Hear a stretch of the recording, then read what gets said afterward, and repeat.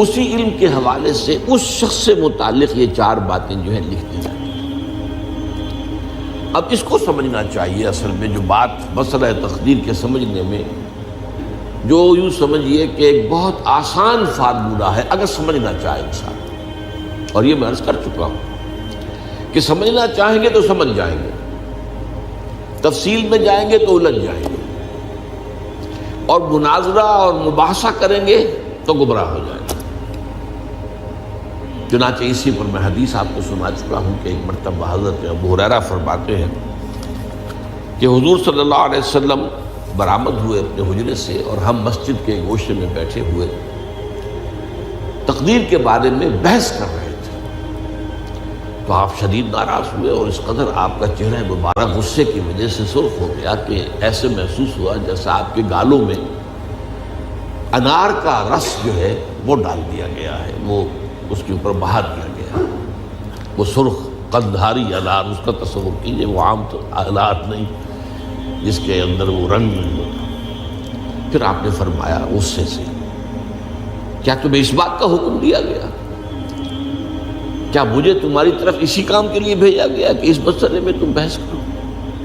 عزمت علیکم میں تاکید کر رہا ہوں اس مسئلے میں بحث سے گریز کرو، بحث مت کرو۔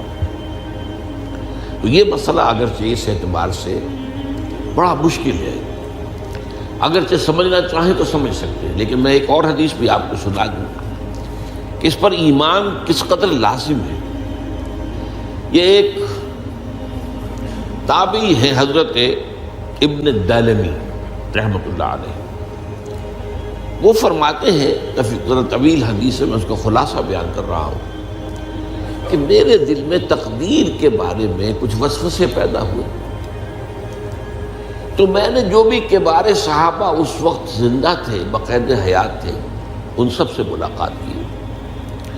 ابی ابن کعب رضی اللہ تعالیٰ عنہ، جن کے بارے میں حضور نے فرمایا ہے کہ اقرأہم ابی ابن کعب، میرے صحابہ میں قرآن کا سب سے بڑا عالم ابی ابن کعب۔ ان کے علاوہ عبداللہ ابن مسعود کے پاس بھی میں گیا رضی اللہ تعالیٰ عنہ، جن کی حدیث ہم پڑھ رہے ہیں۔ حذیفہ بن یمان کے پاس میں گیا رضی اللہ تعالیٰ عنہ۔ ان سب نے ایک بات یہ کہی کہ دیکھو، ایک بات تو یہ جان لو کہ اللہ تعالیٰ کی قدرت سب شے پر حاوی ہے۔ اللہ تعالیٰ اگر لو ان اللہ عذب اہل سماواتہ واہل ارضہ عذبہم وہو غیر ظالم لہم، اللہ اگر تمام آسمان والوں کو اور تمام زمین والوں کو عذاب دے تو اسے عذاب دینے کا حق حاصل ہے، وہ عذاب دے سکتا ہے بغیر اس کے کہ ہم کہیں کہ وہ ظالم ہے۔ تمام زمین والے اور تمام آسمان والوں میں تو نیکوکار بھی آ گئے۔ یہ اصل میں ایک بڑا اہم مسئلہ ہے کہ جو ہمارے اور معتزلہ کے درمیان مختلف فی ہے۔ معتزلہ ہی کے انداز میں اہل تشیع کا عقیدہ بھی ہے کہ اللہ پر عدل واجب ہے، اہل سنت کے نزدیک اللہ پر کوئی شے واجب نہیں، اللہ کا اختیار مطلق ہے، جو چاہے کرے۔ چنانچہ وہ ظالم کو معاف کر سکتا ہے جب چاہے، اور وہ کسی اچھے آدمی کو عذاب دے سکتا ہے جب چاہے۔ یغفر لمن یشاء ویعذب من یشاء واللہ علی کل شیء قدیر۔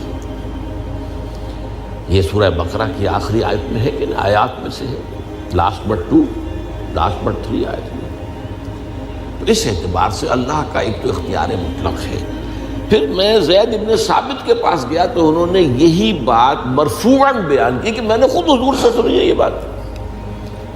باقی 3 صحابہ کے بارے میں تو وہ کہتے ہیں کہ انہوں نے گویا کہ اپنی رائے کا اظہار کیا، اور اگر اللہ تعالیٰ چاہے لو رحمہم، تمام آسمان والوں اور تمام زمین والوں کو بخش دے اور رحم کرے، لکانت رحمتہ خیرا لہم من اعمالہم، تو اس کی رحمت جو ہے وہ یقیناً لوگوں کے اعمال سے بہت بالا ہے، بلند و برتر ہے، تو جو چاہے کرے۔ وہ ابو جہل کو بخش دے، کون اعتراض کر سکے گا؟ اور وہ کسی سے بڑے شخص کو جو ہے وہ عذاب دے، کون اعتراض کر سکتا ہے؟ اس اعتبار سے پھر انہوں نے فرمایا وَلَوْ أَنفَقْتَ مِثْلَ أُحَدٍ ذَهَبًا اور دیکھو ابن الدیلمی جان لو، اگر تم احد کے پہاڑ کے برابر سونا اللہ کی راہ میں خرچ کرو گے فی سبیل اللہ، ما قبل اللہ منک حتی یؤمن بالقدر، اللہ تعالیٰ اسے تم سے قبول نہیں کرے گا جب تک کہ تم تقدیر پر ایمان نہیں رکھو۔ اور اس کے بعد فرمایا اعلم، جان لو، انما اصابک لم یکن لیخطئک، جو چیز تم پر واقع ہوتی ہے، کوئی تکلیف آتی ہے، کوئی حادثہ پیش آتا ہے، وہ تم سے ٹلنے والا تھا ہی نہیں۔ مطلب یہ کہ تم سوچو کاش میں یوں نہ کرتا، یوں کر دیتا، اگر یہ ہو جاتا، وہ ہو جاتا تو میں بچ جاتا، نہیں، وہ تو آنے والی بات تھی، وہ اللہ کی کتاب، وہ اللہ تعالیٰ کے علم قدیم کے اندر پہلے سے لکھا ہوا تھا، تو موجود ہے، تو وہ تو آنی ہی آنی تھی۔ وَأَنَّمَا أَخْطَأَكَ لَمْ يَكُنْ لِيُصِيبَكَ، اور جو چیز کہ تم سے چھوٹ گئی، جاتی رہی، تمہارے ہاتھ سے نکل گئی، ممکن ہی نہیں تھا کہ وہ تمہیں ملتی، وہ اللہ تعالیٰ کا وہ جو علم قدیم ہے اس کے اندر پہلے سے طے ہے۔ وَلَوْ مِتَّ عَلَىٰ غَيْرِ هَٰذَا لَدَخَلْتَ النَّارَ، اگر دیکھو تم غور سے سن لو، اگر اس عقیدے کے سوا کسی اور پر تمہاری موت واقع ہوئی تو جہنم میں داخل ہو جاؤ۔ تو یہ اس ایمان بالقدر کی اہمیت کا معاملہ۔ اب اس کے لیے جو میں کہہ رہا تھا کہ ایک فارمولہ جو سمجھ میں آ سکتا ہے وہ یہ ہے، انگریزی کی جو اصطلاحات کے حوالے سے پہلے میں واضح کروں گا وہ ذرا زیادہ واضح ہے۔ ایک ہے پری نالج، کسی چیز کا علم پہلے سے ہونا، ایک ہے پری ڈیسٹینیشن، کسی شے کا پہلے سے طے پا جانا۔ ان دونوں میں گڑبڑ کا نہیں کرنا چاہیے۔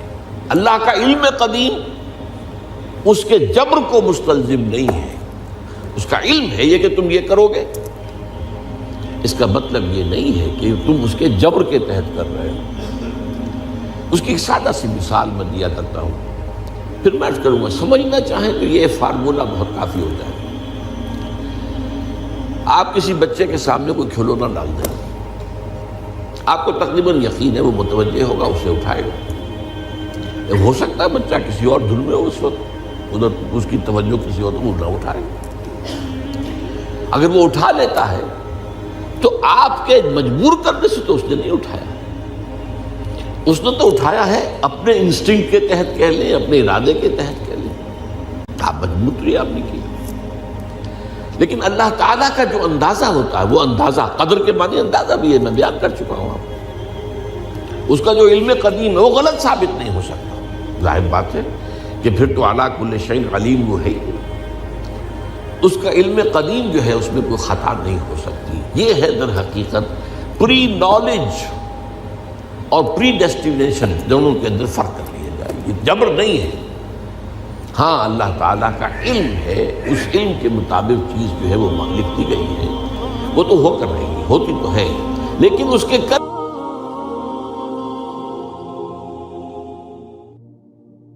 عشق سرکار سے دل جس نے سنوارا ہوگا،